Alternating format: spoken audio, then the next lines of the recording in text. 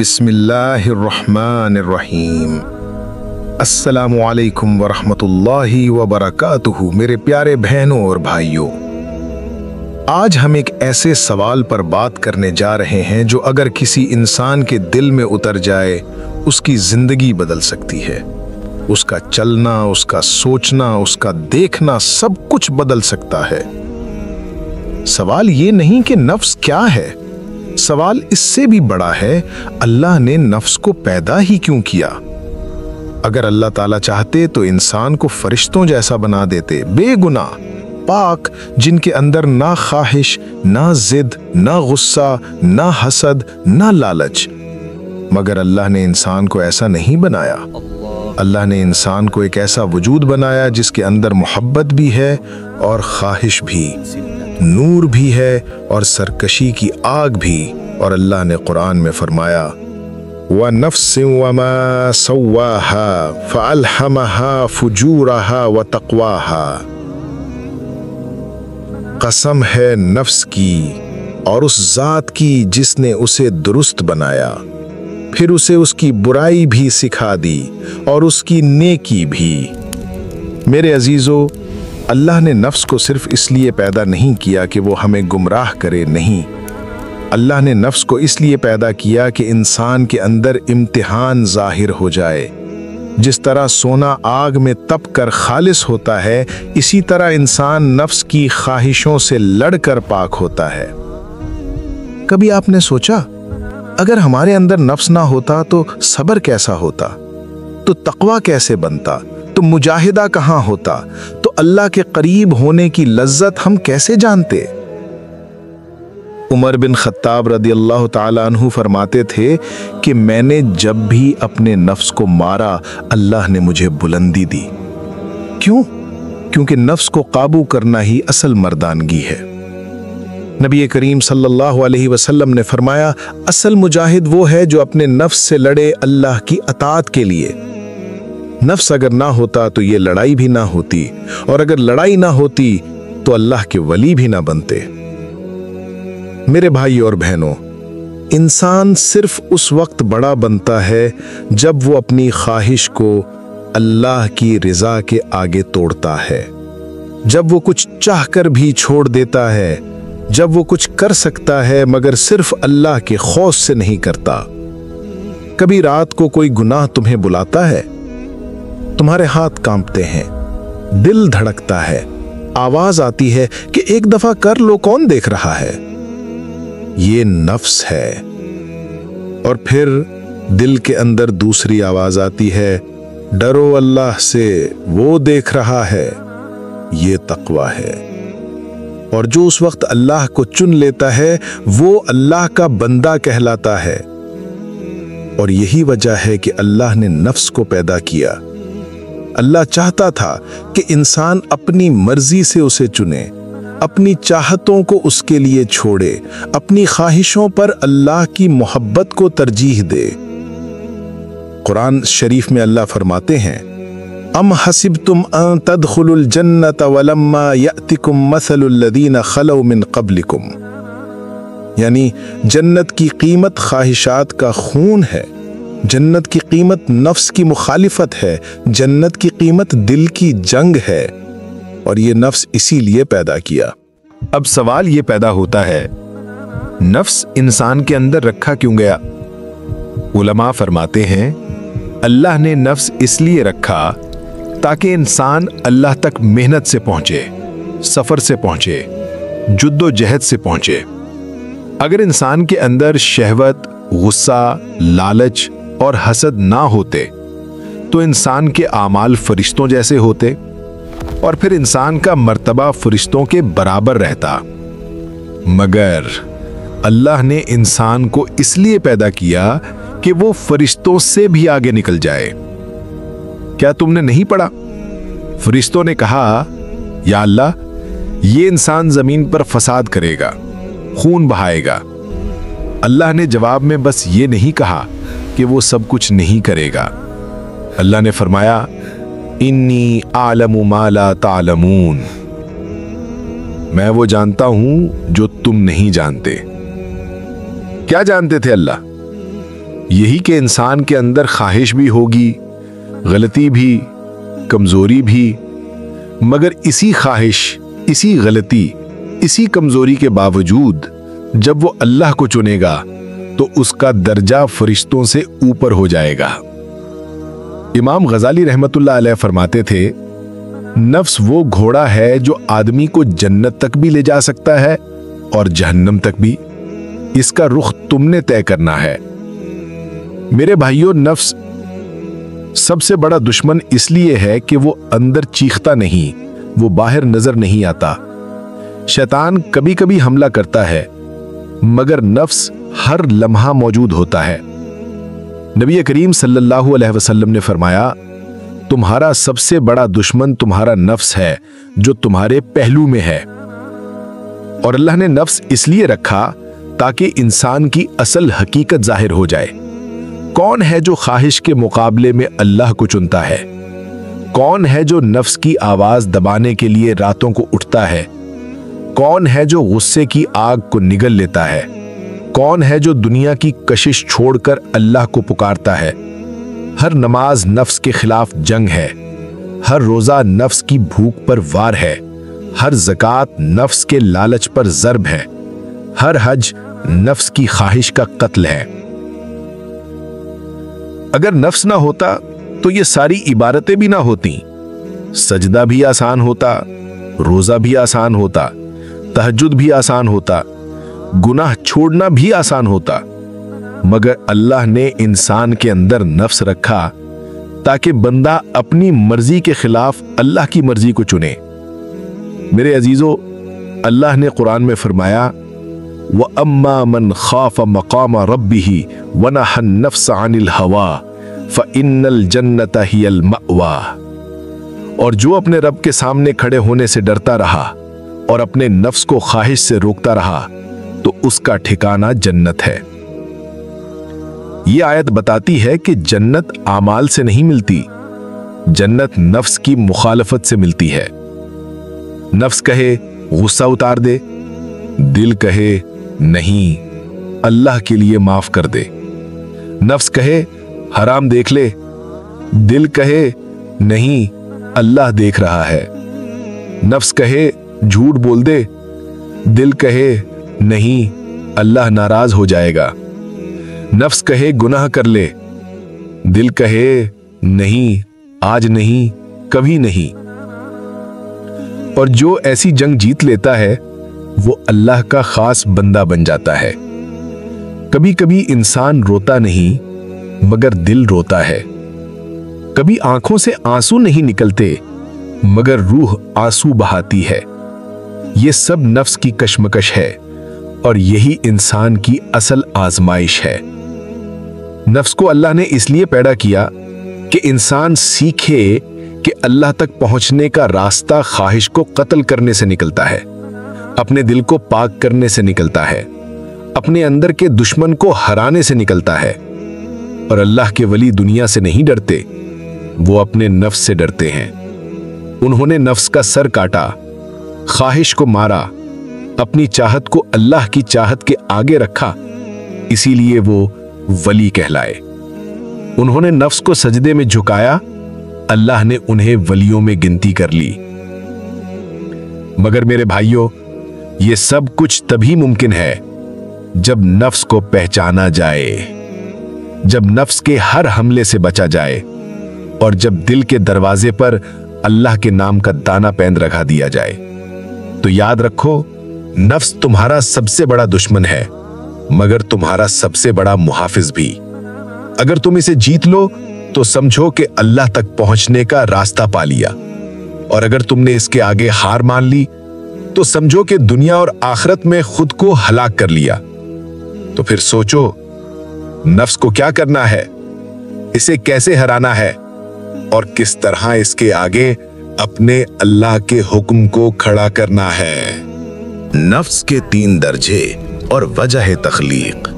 اور میرے عزیزو، جب انسان اللہ کی اس تخلیق یعنی نفس کو سمجھنا شروع کرتا ہے تو اس کی ایک نئی دنیا کھلتی ہے، کیونکہ نفس صرف ایک چیز نہیں یہ تین شکلوں میں انسان کے اندر کام کرتا ہے۔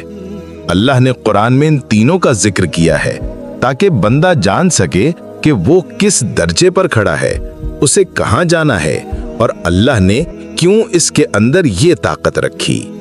پہلا درجہ ہے نفس امارہ، وہ نفس جو انسان کو برائی کا حکم دیتا ہے، جو انسان کو کھینچتا ہے، جو ہر گناہ کو خوبصورت بنا دیتا ہے۔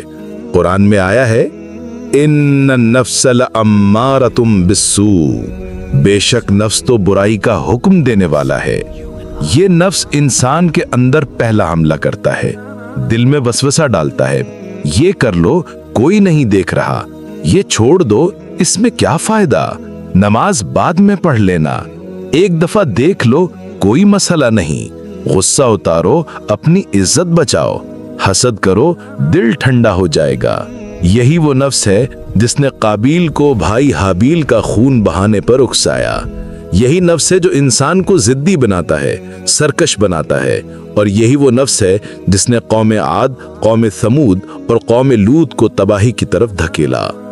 اگر اللہ چاہتے تو انسان کے اندر یہ نفس امارہ رکھتے ہی نہیں، مگر اللہ نے اسے رکھا تاکہ پتہ چلے کہ کون انسان خواہش کے مقابلے میں اللہ کو چنتا ہے، کون اپنی آنکھوں کی چاہت مار کر اللہ کے لیے پاک رہتا ہے، کون رات کو سکرین بند کر کے اللہ کی خاطر اپنے دل کو بچاتا ہے۔ یہ وہ مقام ہے جہاں انسان بندگی کا آغاز کرتا ہے۔ دوسرا درجہ ہے نفس لوامہ، وہ نفس جو انسان کو ملامت کرتا ہے، غلطی کرنے کے بعد خود کو کوستا ہے، کہتا ہے یہ ٹھیک نہیں ہوا، میں کیوں گر گیا، اللہ ناراض ہو گیا، مجھے ایسا نہیں کرنا چاہیے تھا۔ یہ نفس اللہ کی رحمت کا دروازہ ہے۔